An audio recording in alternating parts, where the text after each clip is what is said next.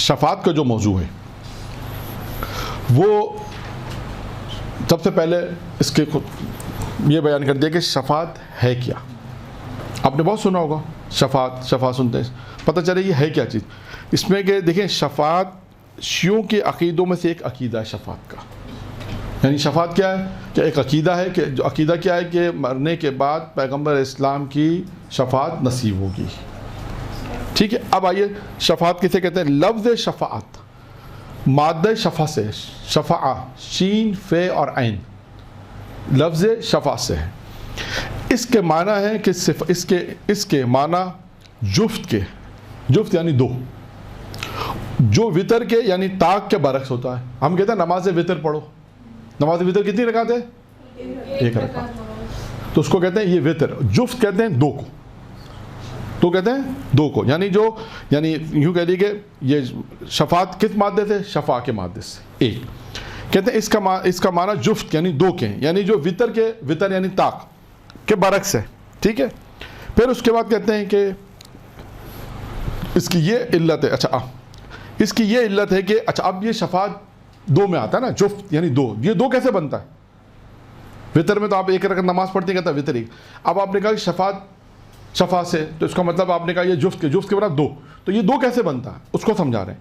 یہ دو کیسے بنتا ہے اس کو سمجھنا ہے کہ علت یہ کہ کسی مجرم کے لیے کسی دوسرے شخص کی طرف سے حمایت مجرم کی نجات کے لیے شفاعت کہلاتی ہے.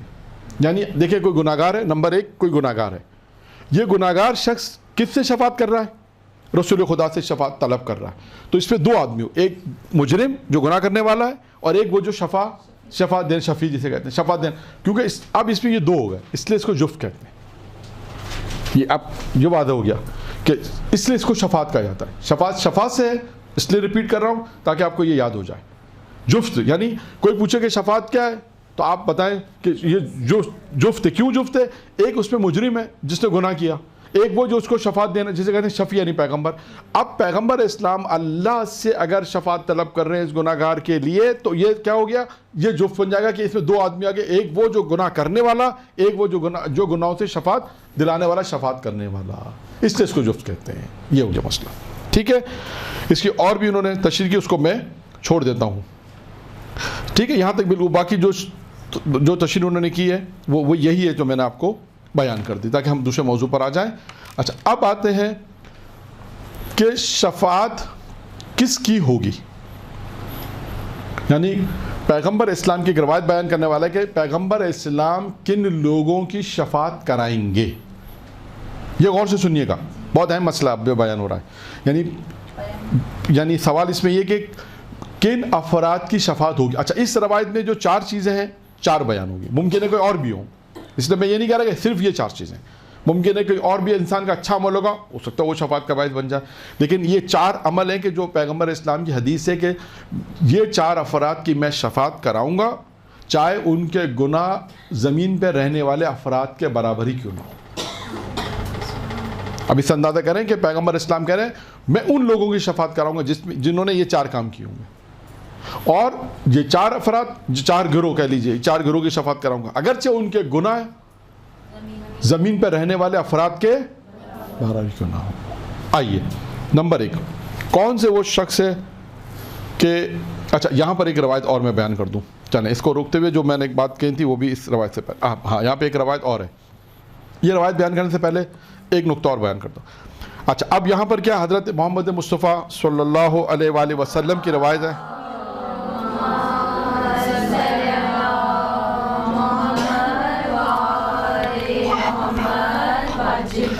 پیغمبر نے فرمایا کسی نے میری زیارت کی, چاہے وہ میری زندگی میں ہو یا میرے مرنے کے بعد, روز قیامت میں اس کی شفاعت کروں گا.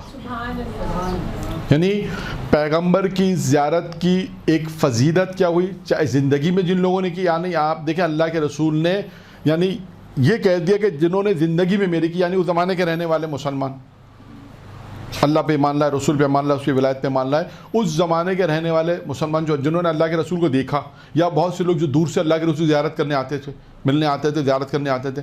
تو اللہ کے رسول نے کیا کہا کہ جن لوگوں نے میری زیارت کی میری زندگی میں, چاہے میرے مرنے کے بعد, اس کا مطلب ہے قبر کی زیارت کی, کہا میں روز قیامت میں ان کا شفیع ہوں، میں ان کی شفاعت کروں گا۔ تو پتہ چلا کہ اگر کسی کو شفاعت چاہیے روز قیامت کے لیے تو وہ جا کے قبر رسول کی زیارت کرے۔ ایک اچھا، اب یہاں پر جو میں نے کہا نا 5 سال پہلے ایک روایت بیان کی تھی، وہ کیا روایت تھی؟ اس روایت کے بعد وہ روایت زیادہ آپ سمجھ میں آئی۔ کون سی روایت؟ جس میں جناب ذرا سلام اللہ علیہ نے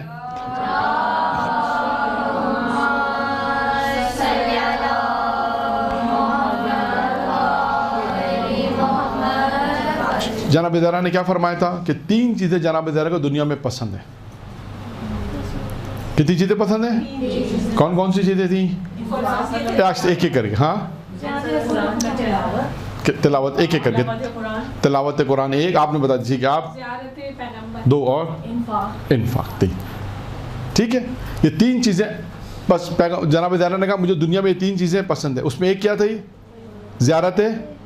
اب یہ بھی حدیث پڑھی تو اب وہ سمجھ میں آتی ہے، وہ سمجھ سے بات ہے، اب متوجہ ہوں گے کہ جناب ذرا نے کیا کہنا چاہتی ہے اس روایت میں۔ شاید کیا یہ کہنا چاہتی ہے کہ یعنی مجھے پسند ہے کہ میں اپنے رسول خدا کی زیارت کروں، یعنی یہ کہنا چاہتی ہیں کہ جو بھی میرے بابا کی زیارت کرے گا، یعنی یہ چیز مجھے پسند ہے، یعنی جو بھی میرے بابا کی زیارت کرے گا چاہے زندگی میں چاہے مرنے کے بعد، وہ میرے بابا اس کے لیے شفیع ہیں، یعنی شفاعت کی طرف۔ یعنی انہوں نے دیکھا مجھے تو پسند ہے، یہ چیز پسند ہے میں رسول خدا کی زیارت کروں، یعنی بار بار ان کے چہرے کو دیکھنا۔ تو اب اس روایت کی فضیلت بیان کری کہ یہ یعنی دیکھنا شفاعت کا سبب بنتا ہے، ٹھیک ہے؟ آئیے وہ 4 گروہ کون سے ہیں؟ پیغمبر نے فرمایا میں ان 4 گروہوں کی شفاعت کروں گا کہ جنہوں نے وہ افراد اگرچہ ان کے گناہ روئے زمین پہ رہنے والے افراد کے برابر کی۔ نمبر 1، وہ شخص جو میری ضروریت کی مدد کرے، یعنی سادات، میری جو اولاد ہے ضروریت ہے اس کی مدد کرے۔ اب یہ مدد دیکھیں، اس میں مدد بہت مختلف جیسے آئیے، ایک مالی اعتبار سے۔ اب یہاں پر وقت نہیں ہے ورنہ میں بہت سے واقعات بھی ہیں کہ جنہوں نے سادات کی مدد کی ہے اس کا کتنا اجر و ثواب ملا ہے۔ یعنی پیغمبر اسلام یہ فرما رہے ہیں کہ اگر کوئی میری اولاد کی، میری ذریت کی مدد کرے گا تو میں اس کی شفاعت کروں گا۔ اب یہاں پر مالی اعتبار سے بھی ہے، دیگر اعتبار۔ اب دوسرا گروہ کیا ہے؟ اگر کوئی میری ذریت کی مدد کرے، یہاں پر آ گیا مالی اعتبار سے تنگ دستی کے بعد، اگر کوئی جانتا ہے کہ ہمیں علم ہے کہ اگر ہم اس کی البتہ استطاعت رکھتے ہوں ہم اس کی ہیلپ کر سکتے ہوں۔ ایک دفعہ ہے کہ ہمارے پاس بھی نہیں ہے، وہ بحث ختم ہو جائے گی۔ ایک دفعہ کہ ہمارے پاس ہے اور ہم اس کی مدد کر سکتے ہیں، تو اگر ہمارے نزدیک وہ تمام چیزیں شرائط بھی ہیں تو ہم اس کی مدد کریں۔ تو اب کیا ہے کہ مالی اعتبار سے پہلے میں مطلق تھا کہ میری اولاد کی مدد کرے، مالی اعتبار سے کرے، اس کو جاب دلا دے۔ جاب دلانے میں کوئی مالی اعتبار نہیں ہے، اس کے تعلقات تھے، اس نے کہا آپ انشاءاللہ میرٹ پر ہیں، جو بھی ہے، اس نے کہا بھائی ٹھیک ہے میں آپ کو کہیں جاب دلا دیتا ہوں، ایک یہ بھی سادات کی مدد ہے۔ کہیں اس کو ڈرائیور کی جاب دلا دی، یہ بھی ایک مدد ہے۔ کوئی بھی کام، کسی سیدانی کی مدد کر دیں، کسی بھی طرح سے، یعنی مدد مطلقہ ہے، مال کے اعتبار سے، جاب کے اعتبار سے، پوسٹ کے اعتبار سے، کہیں نوکری دلانے کے مختلف جیسے کسی بھی مدد کرنے کے اعتبار سے۔ دوسری دفعہ میں خاص مدد جب وہ تنگ دست ہے، اس کے ہاتھ خالی ہے، پریشان ہے، مشکلات میں، ہم اس کی مدد کر سکتے ہیں، اس کی مالی مدد کر سکتے ہیں، اس کو کوئی روزگار دلا سکتے ہیں، کوئی ایسا کام اس کے لیے کر سکتے ہیں کہ جو اس کے لیے زندگی کو بہتر بنانے کا سبب بن جائے، تو ہم وہ پیغمبر فرماتے ہیں کہ اگر کوئی یہ کام کرے گا تو روز قیامت میں اس کی شفاعت کروں گا۔ نمبر 3 کیا ہے؟ کوئی میری اولاد یعنی میری ذریت سے محبت کرے زبان سے اور دل سے۔ صرف سادات کا احترام، یہ ہے سادات کا احترام میں، سادات کے بڑا احترام ہے، دل سے اور زبان سے محبت کرے، دل سے اور زبان سے محبت کرے۔ نمبر 4 کیا ہے؟ کوئی میری ذریت یعنی میری اولاد یعنی سادات میں سے کسی کی حاجت کو پوری کرنے کی کوشش کرے، اور وہ کوشش کیا ہو؟ اب اس کی مثال دی۔ کوشش یہ ہے کہ وہ افراد جو، اس کا میں مفہومی ترجمہ آپ کے سامنے پیش کرتا ہوں، یعنی وہ افراد کہ جو ظالم کی وجہ سے ان کی زندگی خراب ہو گئی، ظلم کی وجہ سے، یا وہ لوگ بکھر گئے، ان لوگوں کی کوشش کرے کہ ان کو زندگی کے وہ امکانات فراہم کر دیں۔ بہت سے ایسے سادات ہیں، مثال کے طور پہ کسی جنگ کی وجہ سے کسی پریشان اپنا ملک چھوڑنا پڑا، اب وہ ایسے ملک میں آ گئے یا ان کے پاس کوئی جاننے والا نہیں، کوئی ان کی مدد کرنے والا نہیں، اس طرح ان کی مدد آپ نے کر دی.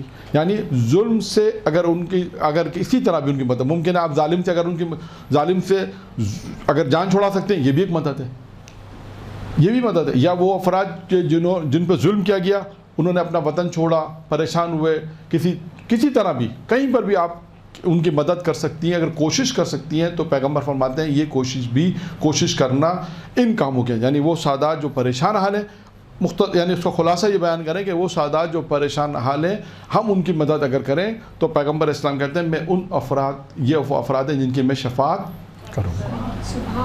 یعنی آپ دیکھیں اس میں بہت اہم چیزیں، یعنی کوئی بھی کسی بھی سادات، چاہے وہ سیدانی عورت ہو یا مرد سید، جیسے کسی کی بھی کسی طرح مدد کرے، کسی بھی، میں نے مثالیں دے دیں آپ کو، آپ کسی کا کاروبار کروا سکتی ہیں، کسی کی نوکری کروا سکتی ہیں. خواتین کے اندر بہت سارے کام ہیں، ان کے لیے ہیلپ کر سکتی ہیں، بہت سے کام ان کو سکھا سکتی ہیں. دیکھیں ایک مثال کے طور پہ آپ کو آتا ہے درس دینا آتا ہے، آپ کو مجلس پڑھنا آتی ہے، آپ نے کہا ایک سیدانی ہے، اچھا مجلس پڑھے گی، ٹھیک ہے پیسے نہیں کمائے گی، لیکن یہ فن وہ چاہتی میں مجلس پڑھوں، اور ممکن ہے شاید اس کی مدد بھی ہو جائے.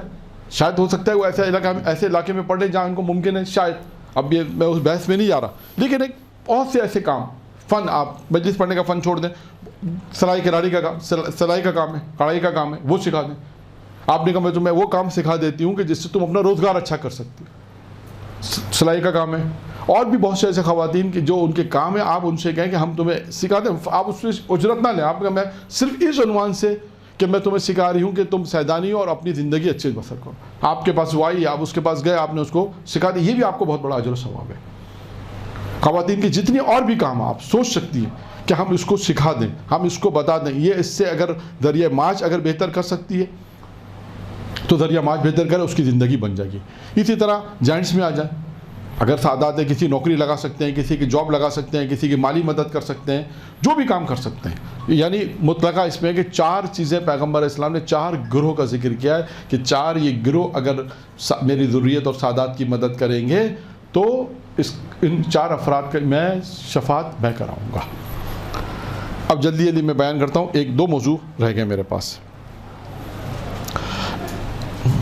ایک موضوع اس میں یہ ہے کہ وہ کون سے افراد ہیں جو شفاعت سے محروم رہیں گے. ٹھیک ہے، پہلے میں یہ بیان کر دیتا ہوں وہ کون سے افراد ہیں جو شفاعت سے محروم رہیں گے، یعنی ان کی شفاعت نہیں ہوگی. اچھا، پیغمبر کی ایک حدیث ہے جس میں پیغمبر اسلام نے 2 چیزوں کو خاص بیان کیا اور بعض چیزوں کو مختلف روایتوں میں امام سے بیان ہے. میں پہلے وہ روایت پڑھ دیتا ہوں. پیغمبر نے فرمایا ان لوگوں کو شفاعت نصیب نہیں ہوگی، وہ شفاعت سے محروم ہیں. کون؟ نمبر 1 مشرک، نمبر 2 ظالم. پھر اس کے بعد بعض روایتوں میں آئے کہ وہ افراد جو نماز کو سبک سمجھتے ہیں، ہلکا سمجھتے ہیں. چھٹے امام کی حدیث بھی ہے نا، کیا حدیث ہے؟ مشہور حدیث ہے.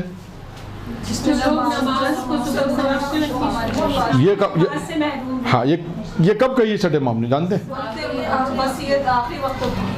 یعنی سوچیں آخری وصیت جو ہے، وصیتوں میں سے ایک وصیت تھی کہ ہماری شفاعت اس کو نہیں ہوگی جو نماز کو سبک سمجھتے ہیں، جو ہلکا سمجھتے ہیں.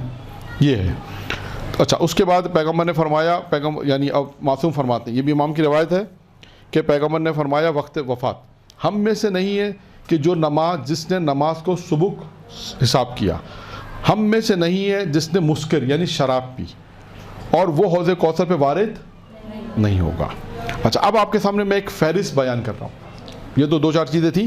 اب ایک فہرست جو بعض لوگوں نے بیان کی ہے کہ آیت قرآنی سے اور روایت کا مجموعہ، کہ وہ افراد کی جو شفاعت سے محروم رہیں گے، ان کی ایک فہرست بیان کی گئی ہے.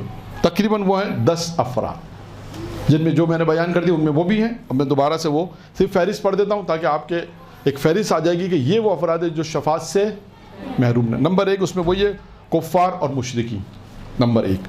نمبر 2 ظالمین. نمبر 3 ہے خاندان رسالت کے دشمن، نواسب، یعنی بغض اہل بیت رکھنے والے، جو اہل بیت سے بغض رکھتے ہیں. رسول خدا کی اولاد و ذریت کو آزاد اذیت پہنچانے والے، آزاد اور اذیت پہنچانے والے. شفاعت کے جھٹلانے والے، جو یہ کہتے ہیں شفاعت کیا چیز ہے، خود شفاعت کو جھٹلاتے ہیں.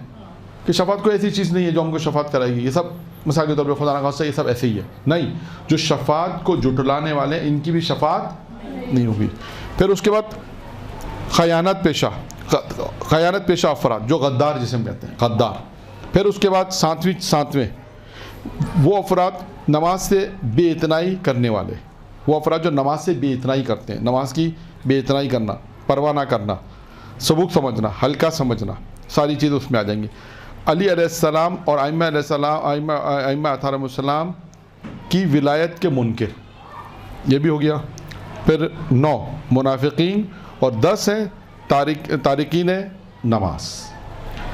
یہ 10 افراد وہ ہیں کہ جن کے لیے کہا گیا ہے کہ یہ ان کی شفاعت سے یہ محروم رہیں گے۔ یہ 10 افراد میں نے آپ کے سامنے جلدی بیان کیے، اور ایک روایت اور بیان کر دیتا ہوں بس آخری، کہ وہ کون سے لوگ ہیں جو شفاعت کرائیں گے، یعنی آپ کی شفاعت کون سی چیزیں، جو کون سی افراد جن کو یہ حق حاصل ہوگا۔ البتہ ممکن ہے زیادہ ہو، ایک روایت جو میں بیان کر رہا ہوں اس میں 3 چیزیں بیان کی گئی ہیں، اس میں 3 چیزیں بیان کی گئی ہیں کہ وہ 3 دستے اور 3 گروہ ہیں کہ جو شفاعت کرائیں گے۔ نمبر 1 ہے انبیاء علیہ السلام، نمبر 2 ہے علماء کرام علیہ السلام، علماء کرام، نمبر 3 ہے شہداء۔ یہ 3 ایک روایت میں آیا کہ یہ 3 گروہ ہیں کہ جو شفاعت کرانے کا حق رکھتے ہیں، جسے اللہ نے انہیں حق دیا کہ یہ شفاعت کرائیں گے۔ اچھا، ایک روایت جو ہے وہ امیر المومنین سے روایت ہے، امام فرماتے ہیں قرآن بھی تمہاری شفاعت کرے گا۔ اس کے علاوہ اور بھی چیزیں ہیں، جہاں تک ہم پہنچ سکے ہمیں چیزیں ملیں، اور بھی روایتوں میں ممکن چیزیں ہیں کہ جو انسان کی شفاعت کرا سکتے ہیں۔ تو یہ یہاں پر ہم نے مختصر آپ کے سامنے شفاعت کا موضوع بیان کیا کہ وہ کون سے افراد ہیں جو شفاعت کرا سکتے ہیں، وہ کون سے افراد تھے کہ جو شفاعت سے محروم رہیں گے، اور اس سے پہلے جو ہماری گفتگو تھی شفاعت کے حوالے سے کہ وہ 4 گروہ جن کی شفاعت ہوگی، یہ پیغمبر اسلام کی روایت بیان کی، پھر پیغمبر اسلام کی ایک روایت بیان کی زیارت کے حوالے سے کہ ان کی شفاعت ہوگی، اور شفاعت کی تعریف آپ کے سامنے بیان کی، کیونکہ شفاعت خود ایک وسیع موضوع ہے، لیکن ہم نے اس کو بہت مختصر کر کے بیان کیا، ورنہ شفاعت میں قرآن میں لکھا ہے کہ 20 سے زیادہ آیات ہیں، اور جس میں مختلف بہت زیادہ بحث ہے، لیکن ہم نے آپ کے سامنے بہت مختصر بیان کیا کہ یہ گروہ ہوگا جو شفاعت کرائے گا، یہ وہ گروہ ہے جس کی شفاعت نہیں ہوگی، اور پیغمبر اسلام یہ 4 افراد کی شفاعت کرائیں گے جنہوں نے پیغمبر اسلام کی اولاد کی ذریت کی جو ہے وہ مدد کی ہوگی۔ وآخر دعوانا والحمد للہ رب العالمین۔